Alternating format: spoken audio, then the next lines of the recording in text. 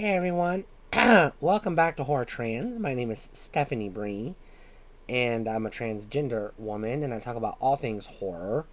And today I'm talking about the US remake of We Are What We Are.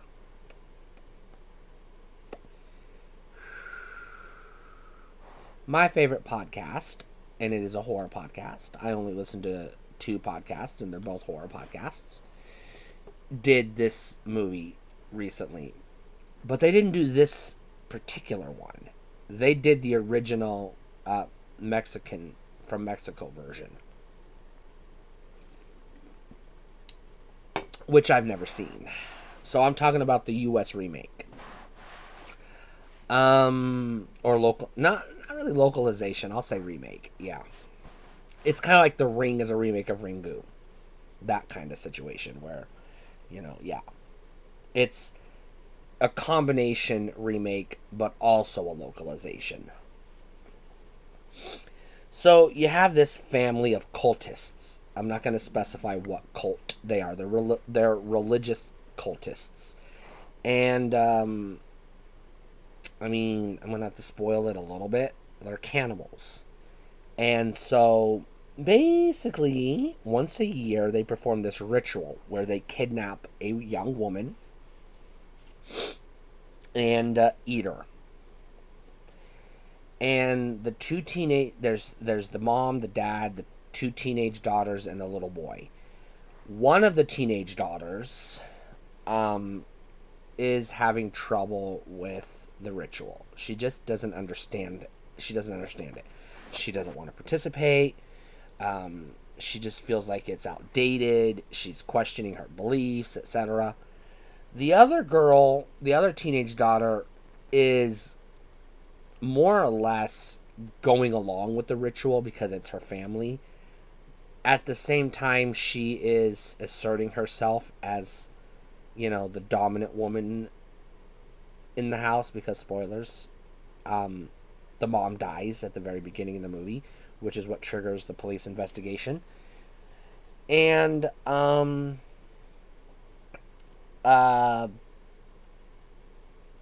she's also a teenager going through puberty, so she's exploring her sexuality, which is forbidden in this religious cult because, sex is for making babies when you're married, I guess. It's one of those kind of things. They don't say it, but, you get that vibe. I don't know if he does say it, actually. Based on how he reacts to his daughter having sex, I would say he's very, very, very against it. But again, that's kind of a spoiler. But I don't want to say what he does. You're going to have to watch the movie yourself. However, there's three things I want to talk about this movie before I give it a recommendation. First thing I want to talk about is the backstory, the flashback. The flashback scenes are very graphic, and I don't just mean in the violence, also in the nudity. And it's borderline pornographic. So that's going to give some people pause for concern.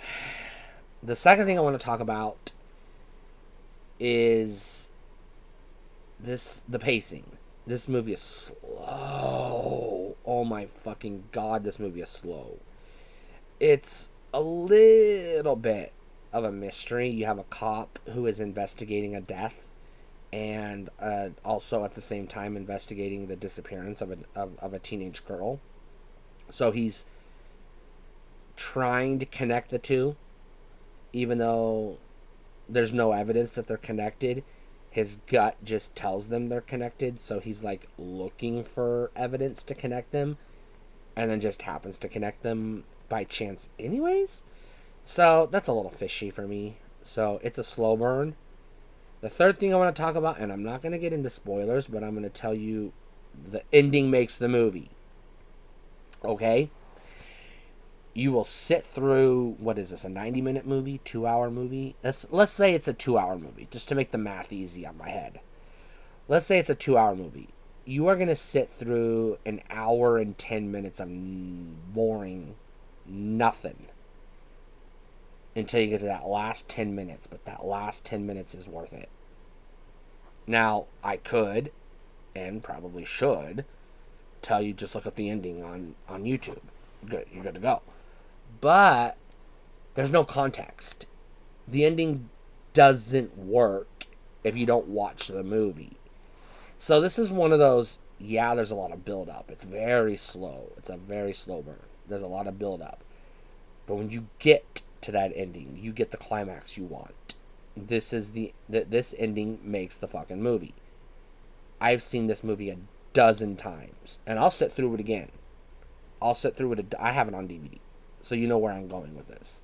My recommendation is absolutely a buy. The ending is worth it, but you have to build to the ending. Otherwise, it doesn't make sense.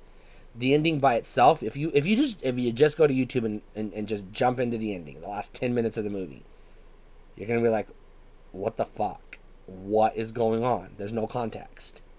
So as you build up and you get to the ending, yeah, it makes the movie great, and you'll want to watch it again. And like I said, you'll want to start at the beginning and suffer through the first, 2/3 of this movie to get to the ending.